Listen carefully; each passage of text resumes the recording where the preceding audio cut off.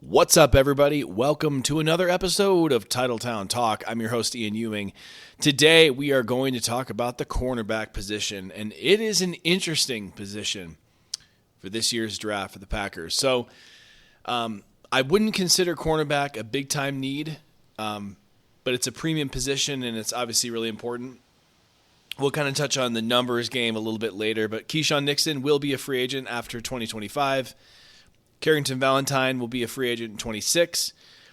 So that means the only cornerback they have on contract is Kalen King.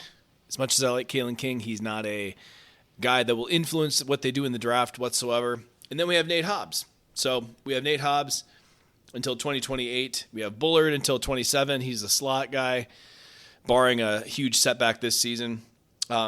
So there's definitely an argument that corner could be an early need if the opportunity presents itself. And that's the key with this conversation, if the opportunity presents itself. So there are not a lot of guys, especially at the high end, that match all the Packers' thresholds.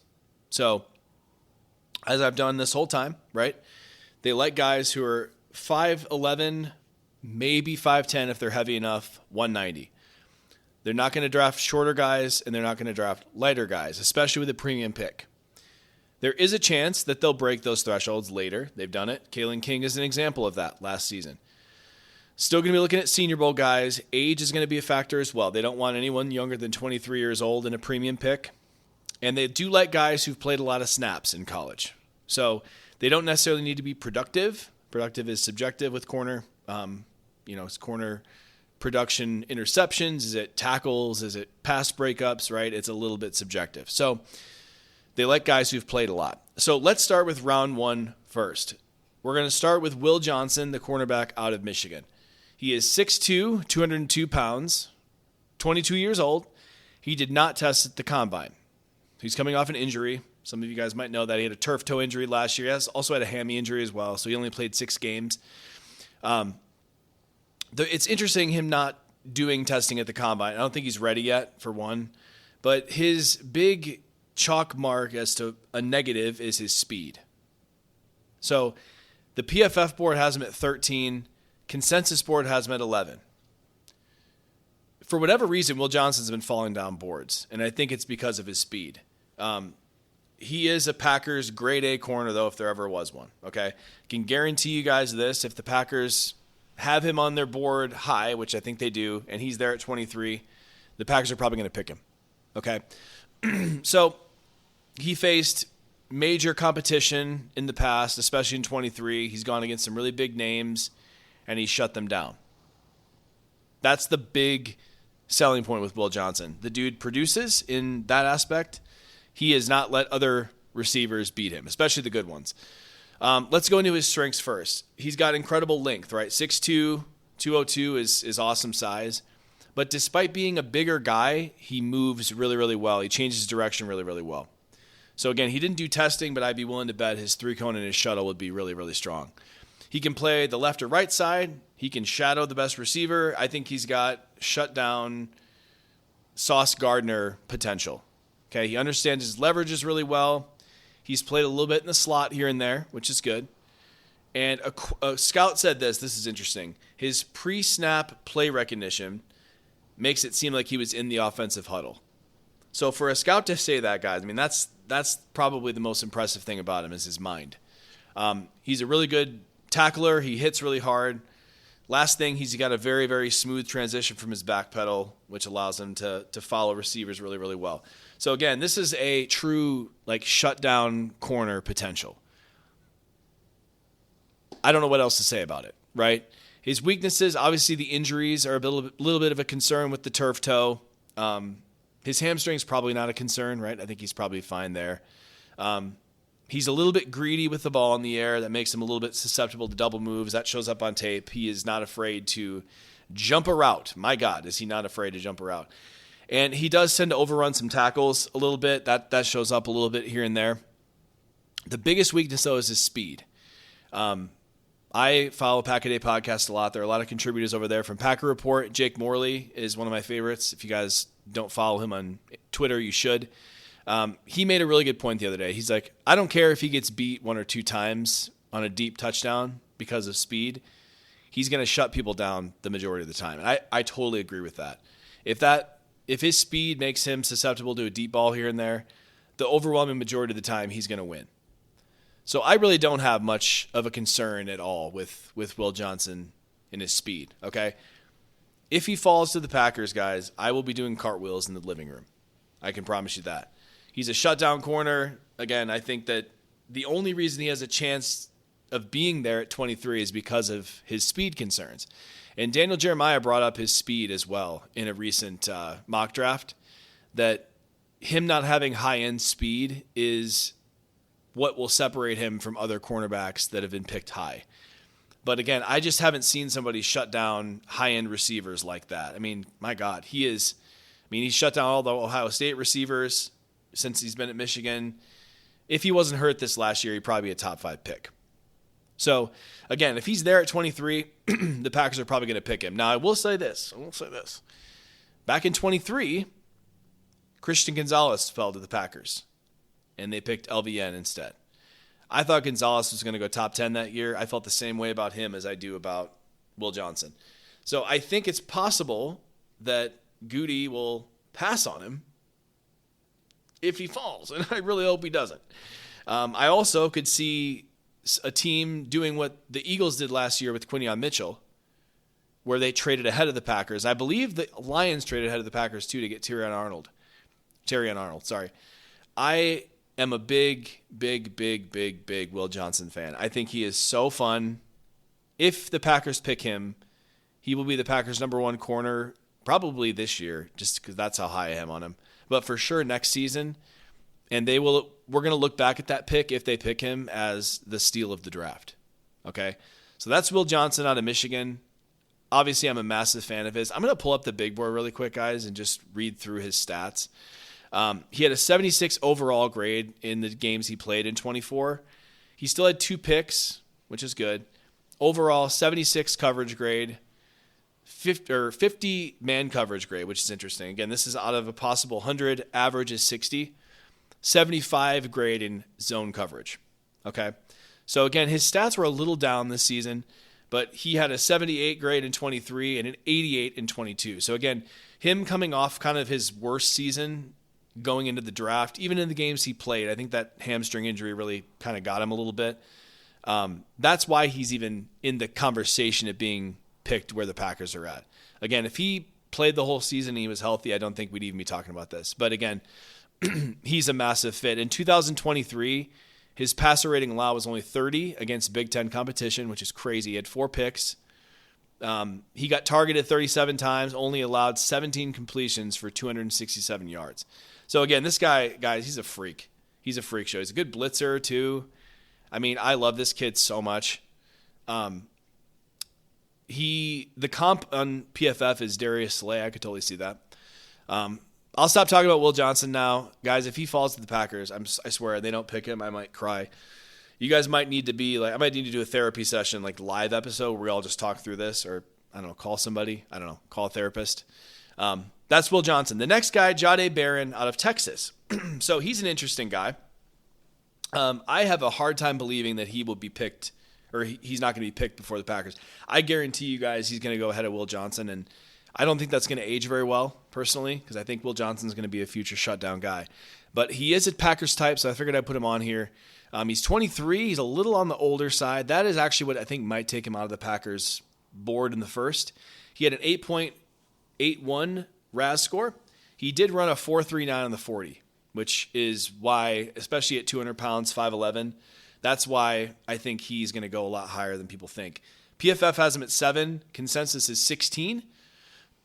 Any spots that Will Johnson's fallen, Barron has risen.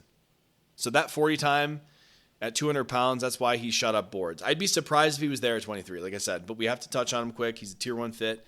PFF grades last year, 90 overall grade, 91 coverage grade overall, 83 run defense grade. So he does have some slot and some safety versatility. That's another thing that's interesting about him. I don't think the Packers need a safety, especially with Evan Williams playing as well as he did. He had a 69 graded man coverage grade, 91 zone coverage. So he's a little bit more of a zone guy. I do think he can do a little bit of press, especially after watching the tape. Again, he only allowed a 34 passer rating, which is crazy. So, a little bit of a zone guy, not a man guy. He's a great tackler. He got great closing speed. Acceleration's a little bit of a concern, although he did have a good 10 split in the combine. He can be a little bit stiff at times in the hips. So again, I'm not going to do a full scouting report on him just because I don't think he's going to be there. And I do think even if he's there, I think that the guy we're going to talk about in a little bit is actually a better fit for the Packers. So I don't think the Packers will pick him. I don't think they'll have a chance to pick him, so we're going to move on. The next guy, Siobhan Ravel out of East Carolina.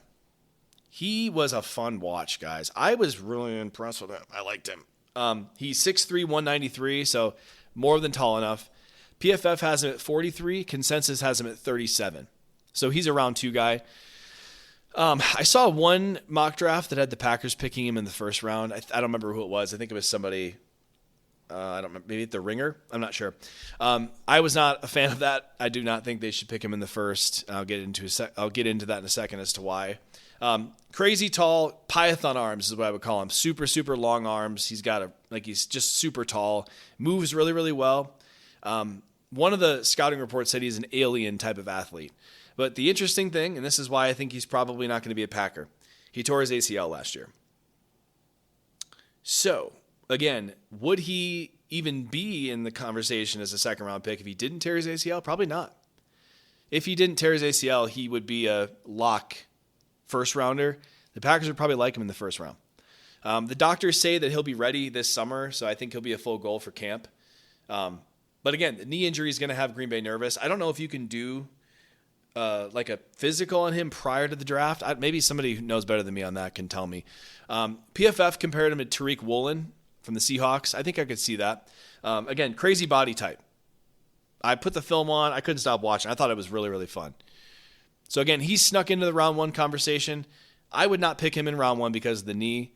But if he somehow fell to the Packers in the second round, I would take him. Do I think that he will? Probably not. I expect him to go between 25 and 50. So it would be tough for him to fall to the Packers at 54. That's the weird thing about the corner position, guys. There are only a few guys who fit the Packers' thresholds in the top 100. They're probably all going to go in that second round, late first round, all before the Packers pick, which is interesting. So he's a man coverage guy traditionally. He is, I think he could play zone too, but he's definitely a man guy.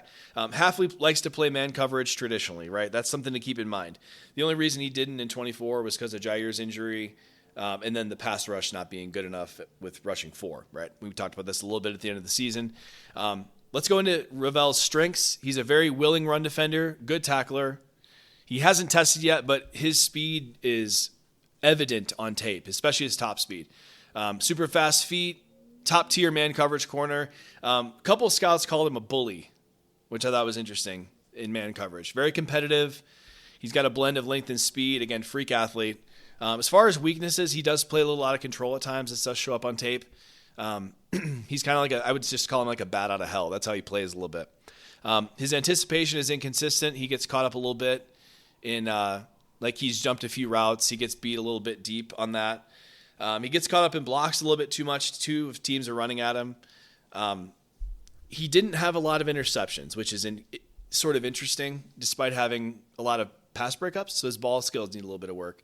And then again, that injury is the only reason that we're even talking about him right now, which is why I do like being him I think if he didn't have the injury, he would be completely in play for the Packers in the first. I don't even know if he would have made it to the Packers in the first. He was having a Sauce Gardner type of season before he got hurt. So he's a little bit of a one-dimensional guy. You factor in the strength of competition, small school, East Carolina, along with the injury, that's why he's not being drafted higher. But it's not because of lack of talent. So again, I wouldn't take him in round 1, but if he fell to round 2, I would be stoked. Next guy, Max Hairston out of Kentucky. So this is interesting. I put Max Hairston on here because of the fact he had a 9.62 relative athletic score. That's crazy. But he's 6'1", 181. Here's what's interesting. He just recently posted a picture of himself on the scale at 190. Is he really 190? I have no idea. I mean, shoot, anybody could gain, 10 pounds of fat easily and quickly. It could be holding water. I mean, this is why he's a borderline Packer fit. If it was 6'1", 190, I think he'd be on the Packers board. But again, it's not like they're going to be like, oh, he's 189, so we're taking him off the board. Oh, he's 190, okay, we're going to put him on the board, right?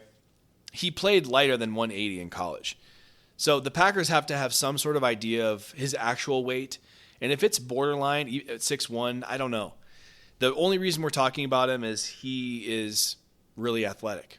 Okay, PFF has him at 42. He's at 39 on the consensus board, so it's interesting. So clearly a second-round guy. So if he really gained the weight, the Packers buy it, he would be a potential first-round pick. That's how athletic he is. And I actually think there's a chance he could go in the first round. He did deal with some injuries in 24. That he didn't grade out super well with PFF. Finished with a 67 overall grade. Did have an 81 in 2023. The Packers have picked a lot of guys who had better years in year 2 instead of year 3. Like Dontavian Wicks and Jaden Reed are good examples of that. Ravel specializes in man coverage. Harrison's his own coverage guy. Okay. So I think he could be a good press corner. Probably never going to be a great press corner because, again, he's small. So I'll be curious to see how the Packers have him on their board. He's been mocked in the first a little bit, like I said. I've also seen him mocked in the third. So he's somebody I just can't really place. But again, 9.62 RAS, that's interesting. So strengths, tackling, he always wraps up. You don't really see him throwing at his body at people's legs, which is something I hate. It's a pet peeve of mine. Like I could do any better. I mean, shoot, if any of my people I played football with in high school, no, I was not a good tackler. So he did run a 4.28 40. That's why he is even in this conversation. So he's super fast. He's got great acceleration out of the back pedal. Long arms, too. I think the Packers will like that. He anticipates really well. He actually is really good reading pre-snap as well. He's a super smart player by all accounts. So, again, great in run fits. We mentioned that. Weaknesses, his size. He just has a light build in general. Another weakness, he gets a little bit grabby. You see that on tape also. I think he's going to have a lot of penalties. There were a few penalties where I just saw Josh Jackson. And that's taboo. I call him the boogeyman. Josh Jackson, the Packers picked him in 2018. Some of you might remember he fell into the second round of the Packers' lap, and I was jumping up and down. They picked Jair in the first, Josh Jackson in the second. I mean, we're talking that's your duo of cornerbacks for the next 10 years. That's what it felt like. And then we all know what happened to Josh Jackson. So yeah, it's taboo bringing up Josh Jackson's name, but I did see a little bit of that in his tape.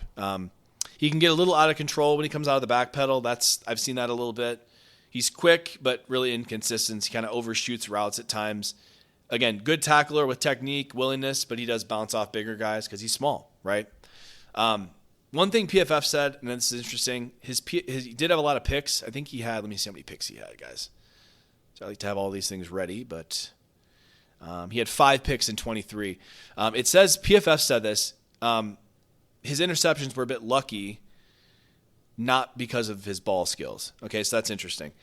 So this pick, again, I'm not going to get too much further into this. It's going to come down to whether or not he actually gained a good weight. If the Packers actually think he's 190, then he's definitely within the conversation. If he's in the 180s, it's not going to cut it for him. Okay, but I put him on here because he's a freak athlete. He's a good corner. The next guy, my favorite of the corners outside of Will Johnson, and probably the only other corner that I would take it in the first round. Because of that, he will not be there in the second. That is Trey Amos from Mississippi. He's 6'1", 190. I think he's actually heavier than that. And some places had him at 6'2", by the way. PFF had him at 40. He's also at 40 on the consensus board. He's definitely somebody I would take in the first. I don't think the Packers will, but I would. He had an 8.86 RAS, so very athletic.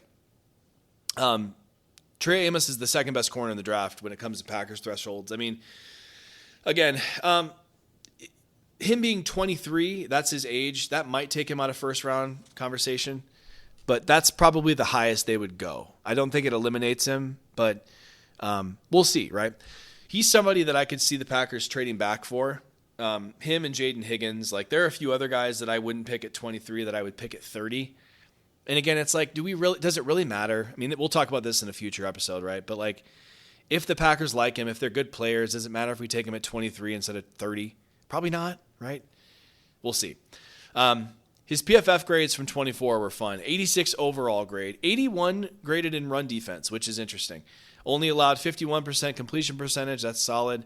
He had a 75 man coverage grade, 79 zone coverage. So he plays both man and zone really, really cleanly. So that's the thing about him that's interesting, right? All the guys we've mentioned so far have one that they're really good at and not so good at the other one.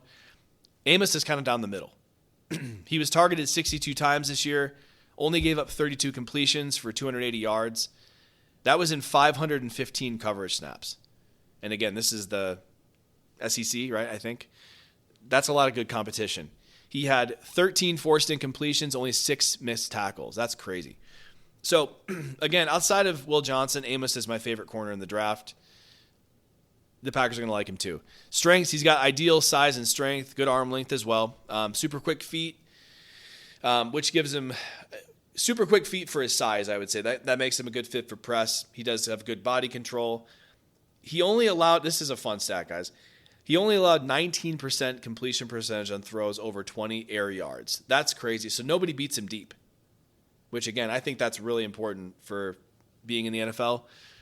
He has a really great transition out of his back pedal. He forces a lot of incompletions. We talked about that.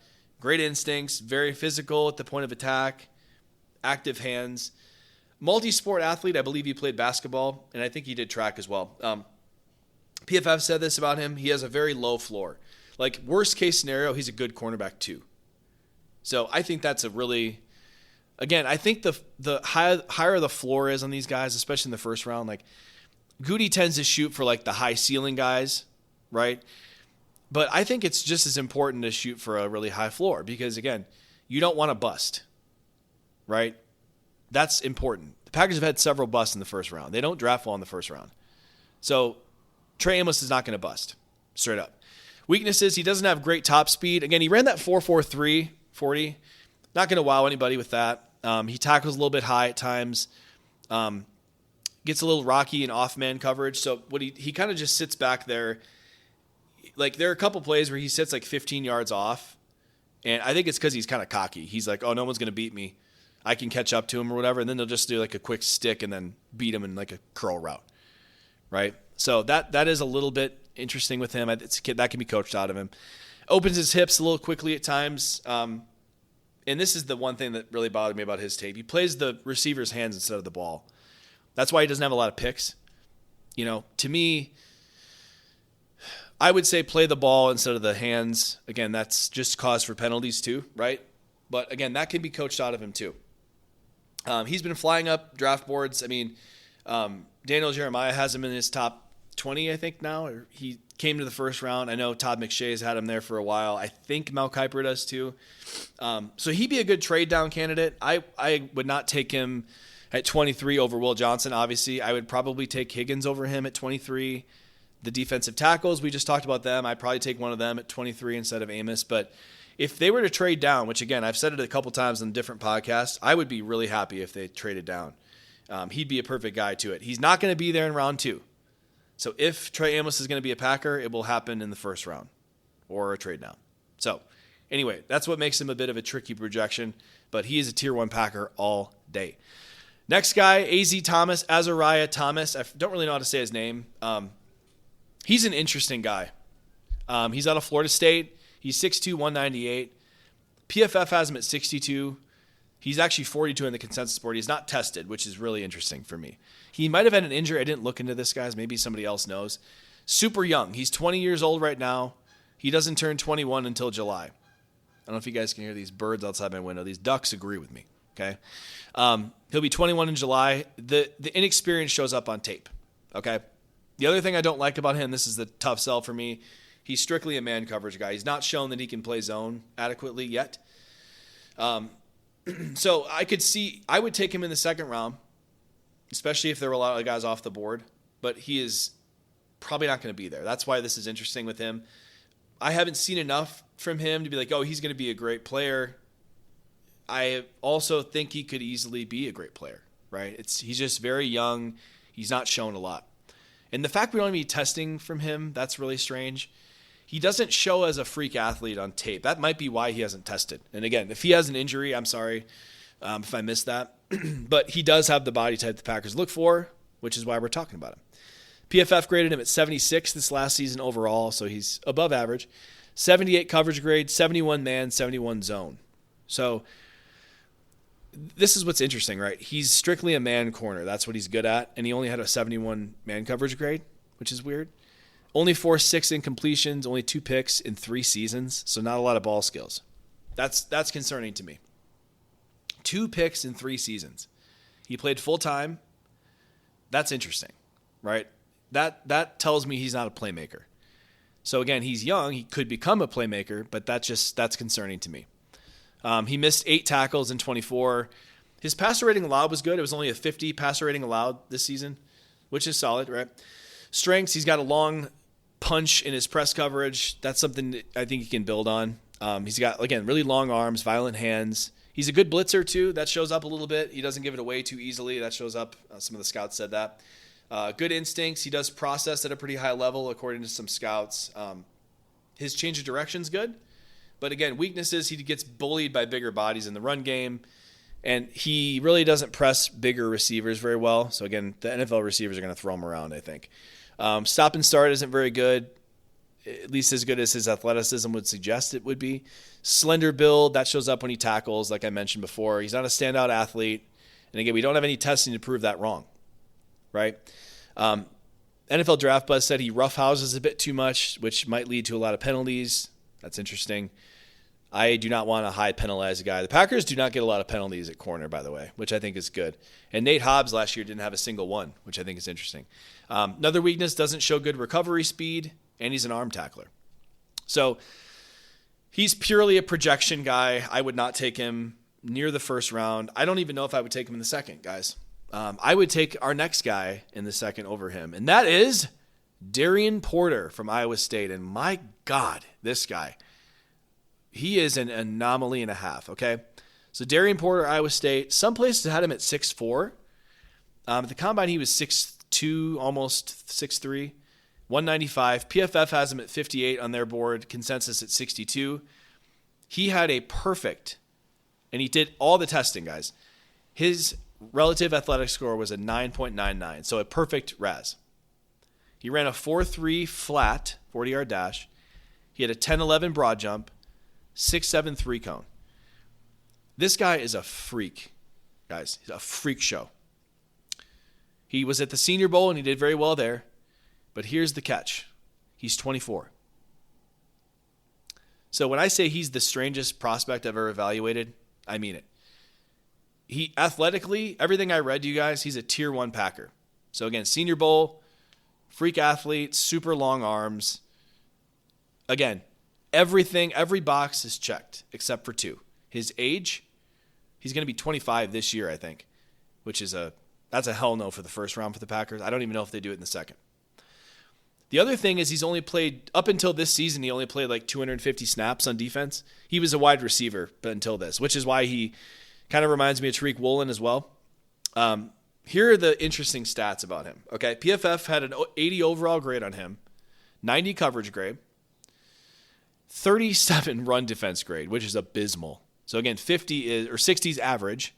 So 37 in run defense is terrible, right? And I think that's just because he hasn't been playing corner that long.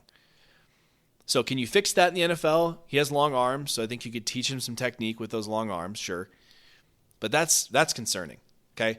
90 coverage grade. He only allowed a 29% completion percentage. That's crazy. And get this one. His passer rating allowed was 4.7. I'll say it again, 4.7. Rodgers' MVP season had a 122.5.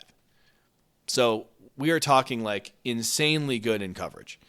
91 zone coverage grade, only a 63 man coverage grade. That's interesting. He had 3 picks this year. So in 200 coverage snaps this year, he had 5 completions on 17 targets. So he bottled up people really, really well. If he was 22 years old, guys, he'd be a first-round pick all day. And he'd probably be by the Packers, by the way. His strengths, again, insane length, super smooth mover. Despite being super tall, he moves really, really well laterally. Elite recovery speed and acceleration. His receiver background makes him a natural at the catch point. I think he could have 8 picks someday if he reached his ceiling. He could be maybe 10 picks. He understands how to take on blocks and force people inside. We'll get to that in a second. He's got insane hip flip and acceleration on his back pedal, and moving forward, by the way. Like if there's a play on tape where this guy runs like a dig route, and he literally figures it out mid-route and comes up and just slugs him. He can get out of his back pedal quickly, and he can move side to side really quickly for being a skyscraper. Weaknesses, already talked about it, his age and his lack of experience in general. That's what makes him such a strange prospect. He gets manhandled in run defense. Pulling linemen and tight ends manhandled him this season, which, again, this is why it shows he has a poor grade. He didn't have a lot of missed tackles, but he was always blocked out of the play. That's why. His lack of reps show up in anticipation of routes. He mistimes his punch in man coverage. That's another thing that's concerning, right? Like, I think he has some upside for press, right? Because of his arm length and his athleticism. He's big, too. He's not skinny. So, again, he's really interesting. Really, really, really interesting. I would take him in the second round all day. I would say F it to the age. You'll still get 7 seasons out of him. And you bet on that kind of athlete. You really do. If they have an addressed corner, like if they don't take a corner in the first round, I would take him all day, every day in the second. I think there's going to be some team, though, especially some team that needs a guy who can contribute right away, that's going to take him in the second, that'll beat the Packers out. Okay? I think he can be a good man coverage corner down the road. He already can play zone. I think he'd be an instant fit. Again, his experience scares me a little bit. But like I said earlier, if he reaches his ceiling, he could lead the league in picks. Okay, the rest of the guys are going to be late round flyers. So as you can see, there's not much on offer this year for corners. This is why this draft is really interesting. Excuse me. I don't know what they're going to do at corner, right? Let me just pause and bring this up again. They have Amos and Johnson. Those are first round picks.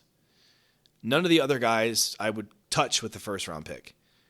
But they're still good enough that they're going to be gone before they pick in the second, I think. Darian Porter being the anomaly, where I could see him going in the first round. Somebody will fall in love with him in the first round. Or he could be gone, or he could be there in the second. I don't know. Okay? So I really don't know what they're going to do. I really don't. I keep saying it, but... Okay, so the rest of the guys we're going to just touch on quickly. Everybody that we're going to go over fits the size thresholds. They have athletic upside. So everybody on here, and the Packers will not pick a guy that has a low RAS. Okay?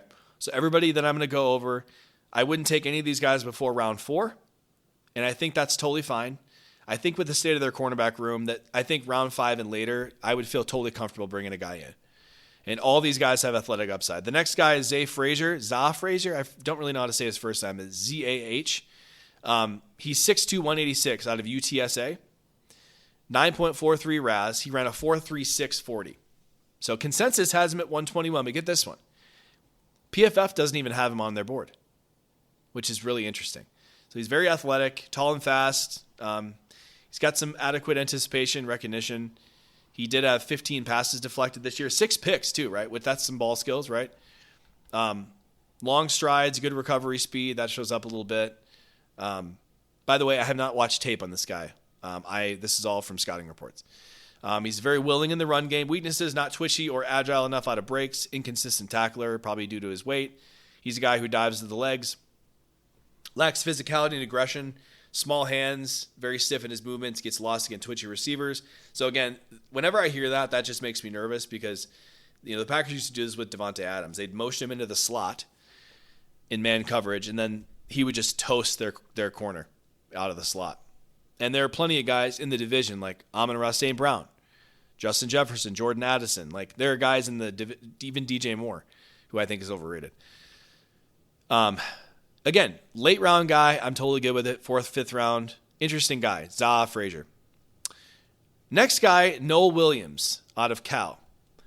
6 foot 200, only a 9.09 RAS. I thought for sure he would test better than this. He's a guy, I've seen him on every single Packers mock draft that anybody's done, typically in 4th or 5th round range. Consensus has him at 118, PFF 125, so definitely like a 4th, 5th round guy. PFF grades last year, 80 overall grade, 78 coverage grade, 67 man, 75 zone. So really consistent. I think he could play zone or man. 78 run defense grade. He had 10 forced incompletions, which is solid. Only 3 missed tackles. That's interesting. Here's a fun one, though. He had 7 interceptions this year and a 40 passer rating allowed. So, and I did watch his tape, by the way. He's really interesting to me, Noel Williams. I think that he is somebody, if they picked in the 4th or 5th round, could end up being a bit of a steal. I liked his tape a lot. Again, 15 career picks, so he does have some ball skills. He's confident when the ball is in the air. Likes to be physical with wide receivers. Yeah, he likes to be physical, for sure. He could play man or zone. He's got great experience at both. He's a really willing and good run defender, too. Again, you saw that with the run defense grade. 78 run defense grade is no joke for a corner.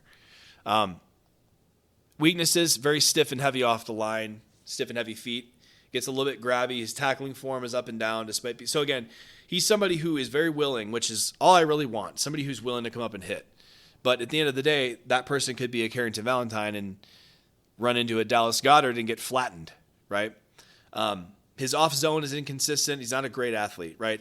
I said it earlier, guys. I've been seeing him in mock drafts for a long time. So I was actually really excited for him to test at the combine. And maybe he'll test again at his pro day, right? But a 7.09 RAS is not good. Still good enough for the Packers, especially later. But I don't know, right? But that's Noel Williams. I like him. Last guy that we'll go into detail on, Bilal Cone.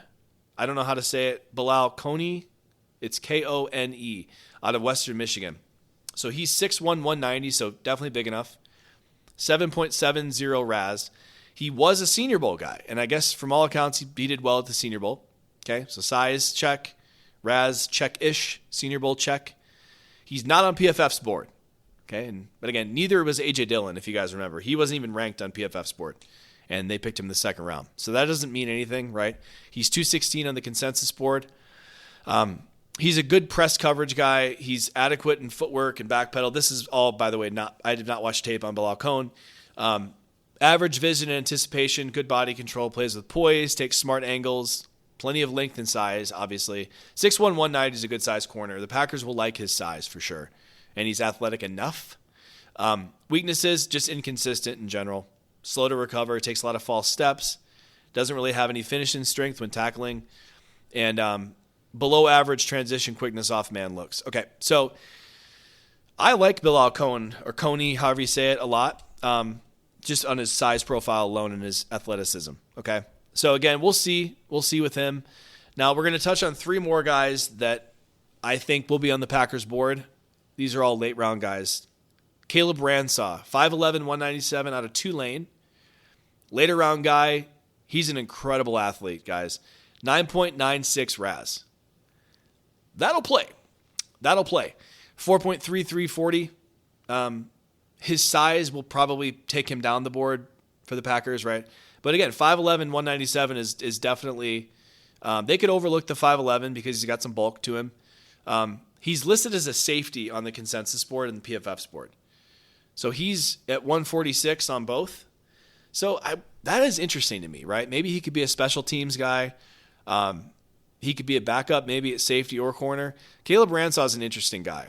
I have not watched tape on him, so I'm going to watch some tape on him. But again, interesting guy.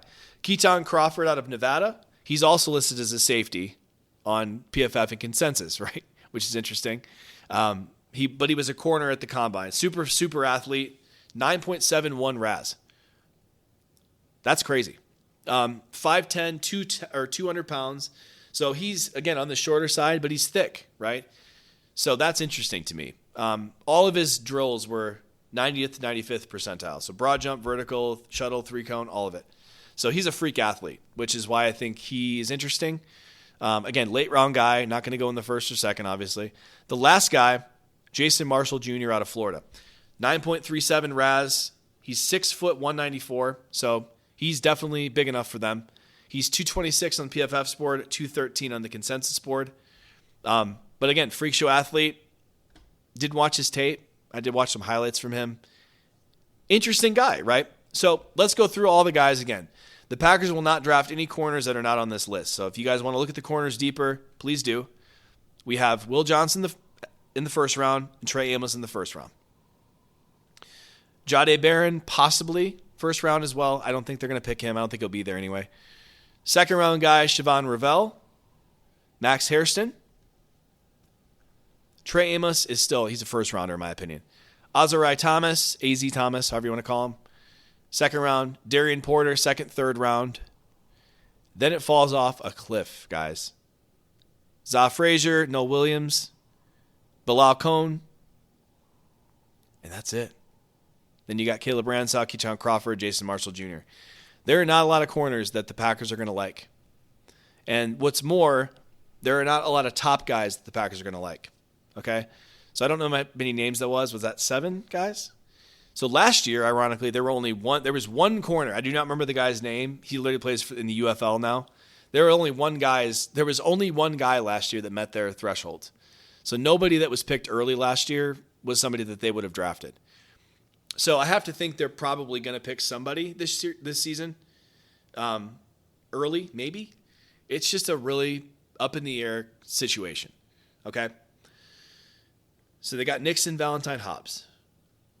You got to like their depth right there, at least in starting depth. Then they got Kalen King, who's going to be a bigger factor, right? But then it gets really thin really, really quickly, right? I think they could go like a free agent corner. There's some guys out there I like. CJ Henderson's one of them. He was a first rounder a few years back for the Jaguars. I think he played for the Panthers this last year. So I can guarantee you guys they're going to pick a corner in this draft. But it's probably going to be one of those later options. Because, again, Will Johnson probably gone. Jahdae Barron probably gone. Trey Amos not good enough to pick in the first, probably. And then the rest of the guys are going to be gone before they pick in the second, I think.